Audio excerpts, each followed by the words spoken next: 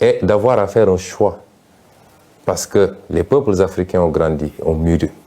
Les peuples africains ne sont plus ceux-là de 1980, encore moins de 1960. Ils comprennent les enjeux du monde. Ils s'y collent. Ils ont les mêmes aspirations que tous les peuples. Et ils savent ce qu'ils veulent et où ils veulent aller. Mais ils veulent le faire la main dans la main avec tous les partenaires parce que nous sommes dans un monde ouvert.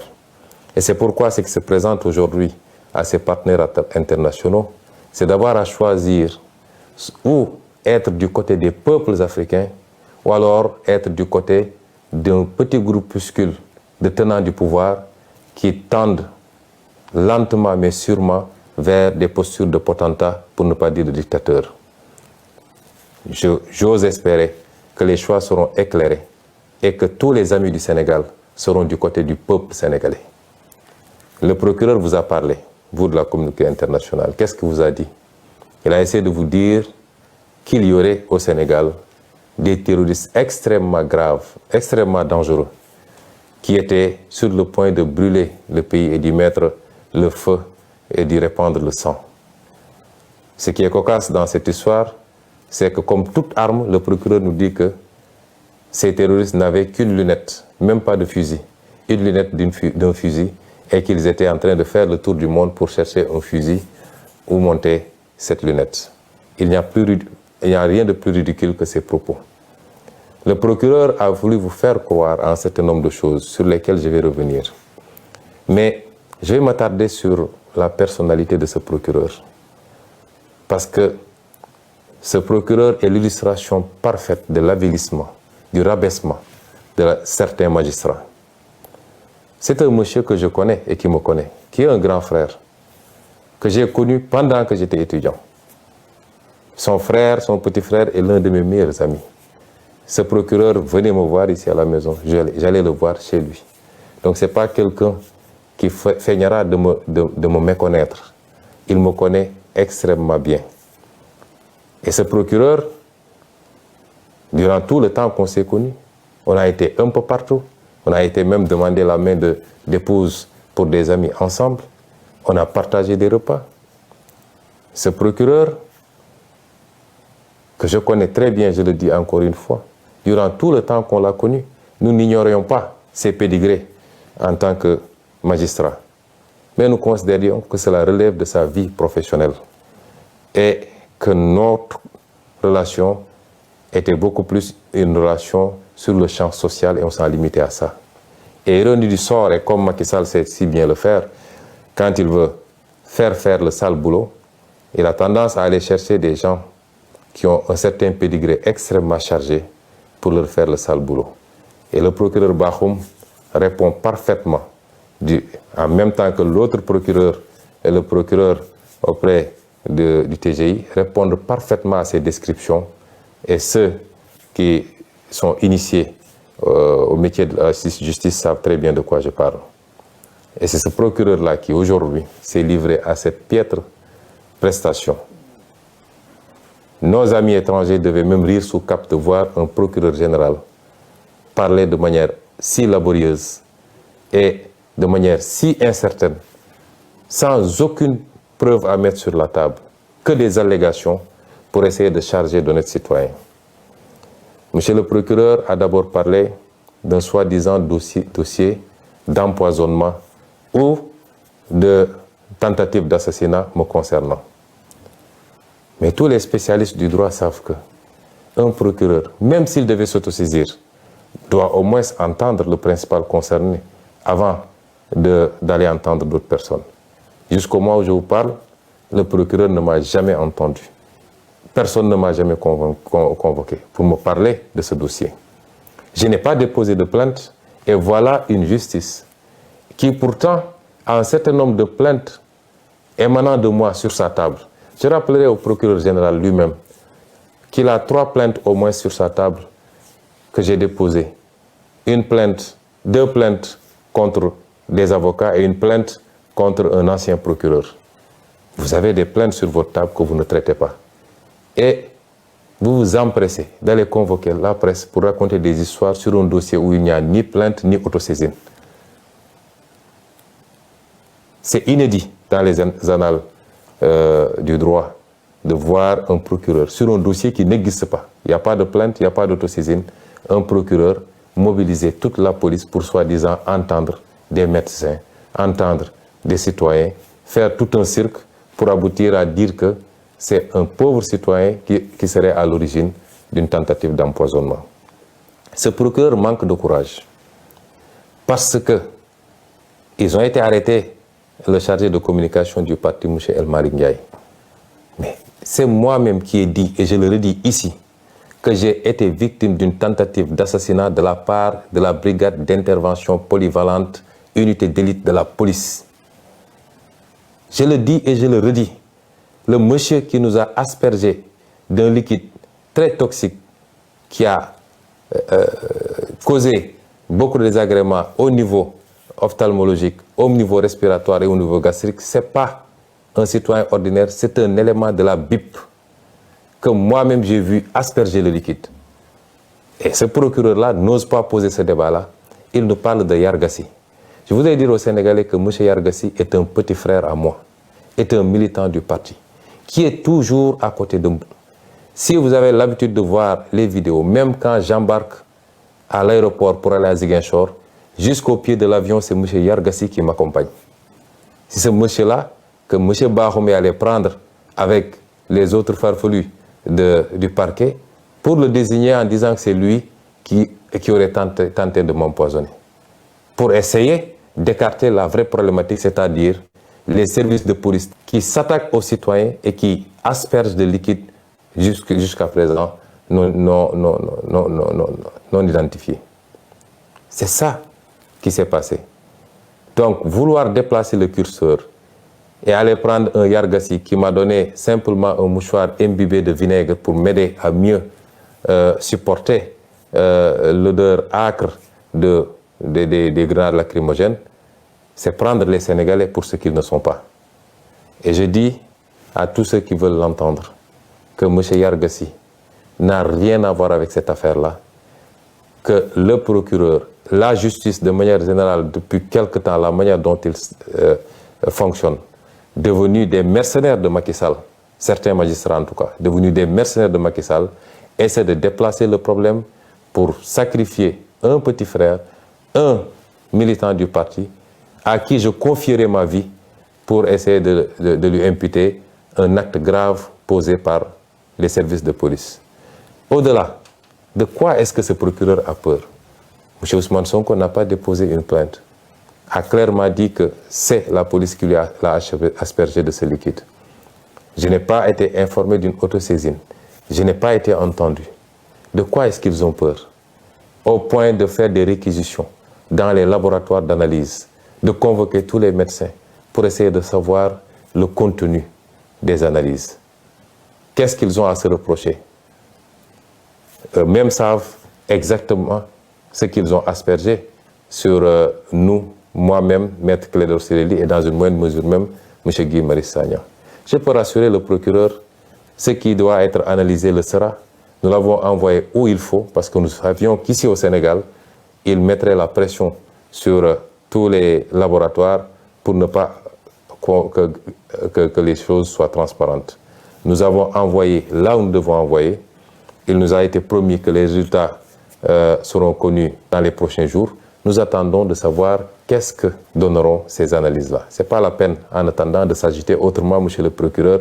Restez tranquillement à votre place.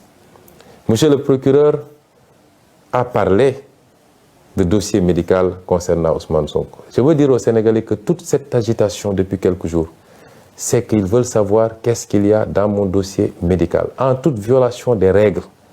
Parce qu'aucun juge n'a ordonné la levée du secret médical. Au nom de quoi on convoque des médecins, on les malmène à la police, on les harcèle pour leur exiger de trahir leur serment et de donner des informations sur mon dossier médical. Je vous rassure également, monsieur le procureur, j'avais pris toutes mes dispositions parce que je savais que j'ai affaire à un État vaillou qui n'a rien à cirer des règles et des procédures. Et c'est pourquoi, dès que je suis entré dans cette clinique, j'ai verrouillé. Je ne me suis fait consulter que par mes médecins personnels, ceux-là qui me suivent depuis des années. Je me suis fait suivre par ces médecins. Ils ont été les seuls à avoir accès à moi, à me traiter, à me prescrire et à me surveiller. Il y a un acharnement sur le pauvre docteur Niang. Je veux dire aux Sénégalais que moi, je ne connais pas le docteur Niang. Je n'ai jamais rencontré physiquement le docteur Niang. Je lui ai parlé une seule fois au téléphone. C'est un monsieur que je ne connais pas, qu'on veut qualifier de militant de PASTEF. Et même s'il était un militant de PASTEF, c'est son droit le plus absolu. Et on essaie de régler de vieux comptes. Parce que tous les Sénégalais savent que Macky Sall, rancunier comme il est, en veut à ce brave médecin depuis ses sorties sur le Covid-19 et sur la manière dont le matériel médical public était sorti des hôpitaux pour se retrouver sur le marché et vendu à vil prix. Depuis lors, tout le monde sait qu'il y a un acharnement sur le docteur Niang et sur sa clinique et qu'il leur suffisait d'un prétexte pour essayer de lui nuire. Le docteur Niang ne m'a pas consulté. On ne s'est même pas vu puisqu'il devait partir au Fouta pour des raisons familiales. C'est mes médecins personnels, mon pneumologue, mon ophtalmologue, mon orthopédiste, mon médecin généraliste, eux seuls ont eu accès à moi. Et quand j'en ai terminé, comme je vous le dis, connaissant bien les pratiques de cet état voyou, je n'ai pas laissé mon dossier médical sur place. Et c'est pourquoi je suis étonné d'entendre monsieur le procureur citer un dossier médical. Mon dossier médical est ici avec vous. Je ne l'ai pas laissé là-bas. Tout ce qui a été prescrit est ici parce que je savais qu'ils allaient faire de l'inquisition, parce que ce n'est pas de la perquisition, pour essayer d'avoir accès à mon dossier médical qui relève de ma vie privée et qui ne peut en aucun cas, dans ce cas d'espèce, être à disposition des enquêteurs. S'ils veulent ce dossier médical, ils n'ont qu'à venir le chercher chez moi. Ce dossier, il a cité un dossier H23 00167, évidemment. Le dossier, s'il y a un résidu de dossier, il ne concernera que la partie hôtellerie parce que j'ai séjourné pendant quelques jours. Mais pour tout le reste, le dossier médical est ici, entre mes mains, et ne sera jamais à disposition de cette parodie de justice. Ceci dit, je voudrais rassurer les Sénégalais. Le dossier est suivi comme il doit être suivi. J'ai bénéficié d'un bon traitement de la part de mes médecins. Nous avons envoyé des échantillons là où il fallait, dans plusieurs endroits à l'étranger.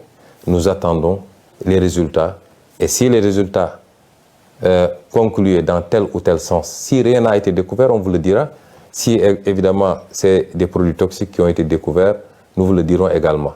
Mais je maintiens, je signe, je persiste et je réitère à dire que j'ai été victime d'une tentative d'assassinat. Et ce n'était pas la première, parce que rien que le fait de casser la vitre de ma voiture avec des éclats de vitre qui auraient pu me trancher la gorge ou qui auraient pu se retrouver dans mon œil, rien que cela est une tentative flagrante d'assassinat, en tout cas de faire très mal. Et je le réitère, cette tentative émane exclusivement des forces de police, je le dis, puisqu'il y avait des gendarmes et des policiers sur place, je le dis, celui qui nous a aspergé ce liquide est un élément de la BIP. Je le réitère, et si le procureur veut entendre quelqu'un, c'est moi qui aurais dû être entendu, au lieu de faire tout ce cirque-là à convoquer des innocents, à arrêter des innocents et à les faire écrouiller injustement. Le procureur, enfin, a fait de longs développements sur, soi-disant, des forces spéciales ou je ne sais pas quoi, commando. Mais vous remarquerez que, et ça c'est ça la politique de Macky Sall, et il ne réussira pas à briser ce pays, à mettre les Sénégalais contre les uns et les autres. Mais vous remarquerez qu'aujourd'hui, porter un nom de famille à consonance casamançaise est devenu un crime sous le régime de Macky Sall. On nous parle de MFDC, on me parle, mais des terroristes du MFDC qui ne peuvent même pas avoir un fusil, qui ont simplement une lunette. Il n'y a pas plus ridicule que ça. Et ils veulent prendre les gens pour des demeurés, pour ce qu'ils ne sont pas. Je le réitère, aujourd'hui, une bonne partie, en tout cas certains magistrats ont peur, parce qu'il semblerait, d'après ce que dit le procureur, qu'ils soient visés. Ils n'ont qu'à se poser la question du pourquoi. Vous ne pouvez pas semer la haine dans ce pays, être les bras exécutifs de Macky Sall dans ses sales besognes. Vous êtes l'auteur de tueries dans ce pays. À chaque fois que vous prenez une mauvaise décision par rapport à vos petites carrières, vous êtes responsable de gens qui tombent sous les balles. Parce qu'à chaque fois qu'il y a contestation derrière, il y a une décision injustifiée de la justice. Vous ne pouvez pas continuer comme ça et penser que vous serez en sécurité tranquillement à siroter votre thé. Je vous l'ai toujours dit, si le pays brûle, vous ne serez pas épargné. Revenez à la raison. Autant il y a énormément de magistrats qui font correctement leur travail, qui sont dignes et qui sont sanctionnés pour ça, qu'on renvoie dans des juridictions les plus éloignées, simplement parce qu'ils ont cette dignité de dire « je n'obéirai pas à la commande de Macky Sall ». Autant, excusez-moi du terme, il y a de la pourriture dans cette magistrature-là.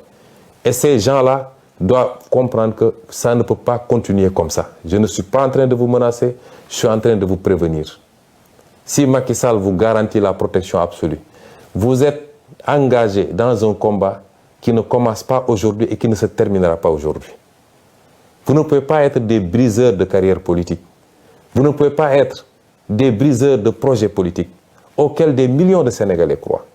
Vous ne pouvez pas être des obstacles à l'espoir des Sénégalais et penser que vous allez vous en sortir indemne. Tôt ou tard, vous rendrez compte aux Sénégalais. Vous rendrez compte devant la loi que vous étiez censé servir. Et c'est pourquoi vos intimidations ne passeront pas. Le magistrat qui se muera en politicien pour exécuter des commandes politiques, ce sera lui-même défini comme ennemi du peuple sénégalais. En tout cas, d'une grande partie du peuple sénégalais. Et nous assumons nos propos par rapport à ça.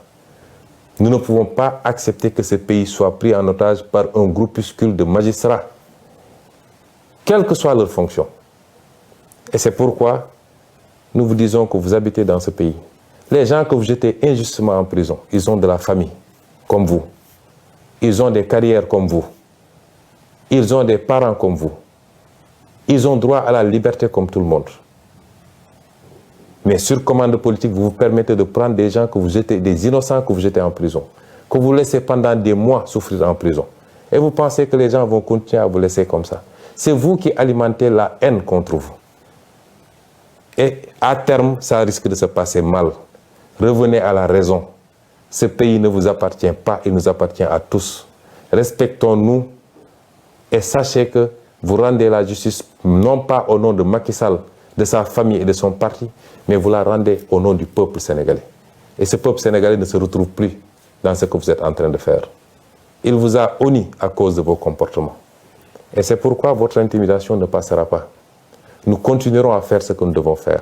Et parmi ces actions que nous devons faire, je réitère que le plan d'action du 29, 30 et du 3 avril reste maintenu intégralement. Nous sortirons, nous manifesterons, parce que nous l'avions dit. Désormais, avec ou sans autorisation, nous manifesterons. Nous ferons face à Macky Sall, parce qu'il veut faire croire aux gens qu'il a la capacité de réprimer les manifestations. Il avait dit que ce qui s'était passé ne se passerait plus. Ce qui s'est passé le 16 a démontré qu'il n'a pas les capacités pour contenir un peuple qui est debout, qui dit non. Et nous ne devons pas être moins dignes que les autres peuples qui se battent aujourd'hui. Le peuple français a beaucoup d'avantages, énormément d'avantages, mais aujourd'hui, ils se battent pour leur dignité. Pourquoi notre peuple refuserait de se battre ou abdiquerait face aux velléités dictatoriales de Macky Sall? Nous nous battrons. Ils n'ont pas les capacités, si le peuple le veut. Et si le peuple se met debout, Macky Sall n'a pas le 10e des capacités pour contenir ce peuple. Et j'en appelle à ce peuple-là, à la jeunesse, aux ouvriers, aux transporteurs, aux étudiants, aux intellectuels, aux femmes, aux jeunes, à toutes les couches sociales. Ce qui se joue aujourd'hui, c'est notre destin. Si on laisse Macky Sall gagner, nous souffrirons encore pendant très très longtemps. Nous maintiendrons ce plan d'action. Et nous ne tomberons pas sous le piège de Macky Sall. Parce que, aujourd'hui, il est omnibulé par son défilé du 4 avril. Il va organiser un très grand défilé, le dernier qu'il organisera, puisque dans 11 mois, il ne sera plus président de la République s'il plaît à Dieu. Il veut faire une démonstration de force et en même temps intimider le Sénégalais pour montrer qu'il a beaucoup acquis en armement, de toutes sortes, des tanks, des chars. En soi, ça ne nous pose pas de problème. La fête de la nation, c'est notre fête à tous. Mais nous ne tomberons pas dans le piège de Macky Sall parce qu'à chaque fois, il ruse. Vous vous rappelez, lors de la crise du Covid, il avait invité toute la classe politique au palais de la République. Et nous tous, on avait dit que c'est la République qui a appelé. Nous sommes partis en pensant que ça allait être un nouvel élan pour que Macky Sall comprenne qu'on ne gère pas un pays de manière autocratique et qu'on doit respecter son opposition, si on veut que cette opposition vous respecte. On a vu ce qui s'en est suivi.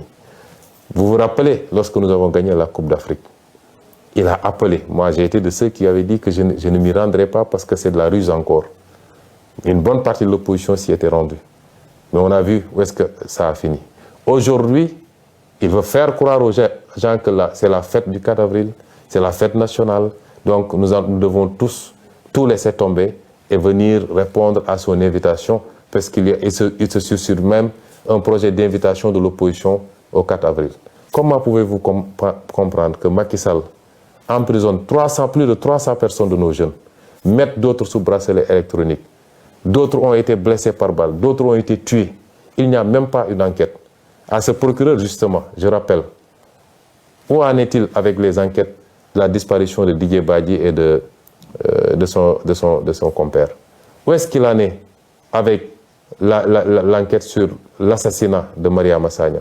Où est-ce qu'il en est sur l'enquête avec les 14 jeunes exécutés froidement lors des manifestations de mars 2021, etc., etc. Et aujourd'hui, il vient faire une sortie malheureuse pour nous parler d'empoisonnement ou de je ne sais forces spéciales. Et c'est pourquoi nous disons que nous ne tomberons pas dans ce piège-là. Nous continuerons à nous battre et personne ne nous mettra à dos l'armée nationale. L'armée nationale, c'est notre armée, c'est notre fierté à tous. Ils vont sortir avec des arguments pour vous dire « oui, ils veulent manifester le 3 alors que c'est la fête de l'armée ». Il n'en est absolument rien. Macky Sall fait des arrestations le 3, fait des emprisonnements le 3. Nous ne suspendrons pas notre combat le 3. Et donc j'en appelle à tout ce peuple. Les 29, 30 et le 3 avril, nous allons faire des manifestations sur toute l'étendue du territoire national. Et j'appelle les jeunes à se mobiliser davantage, à faire face à la stratégie de la terreur de Macky Sall. Parce qu'il pense qu'avec les emprisonnements, les arrestations préventives, il va vous faire peur. Nous ne sommes pas dans ce schéma-là. Nous sommes conscients tous que nous nous battons pour l'avenir de nos fils et de nos petits-fils et que rien ne nous fera reculer. Donc, mobilisation massive pour ces 3 jours pour démontrer à la face du monde que la dictature de Macky Sall ne passera pas et qu'en aucun cas, il ne peut gagner ce combat que nous avons initié. Je vous remercie.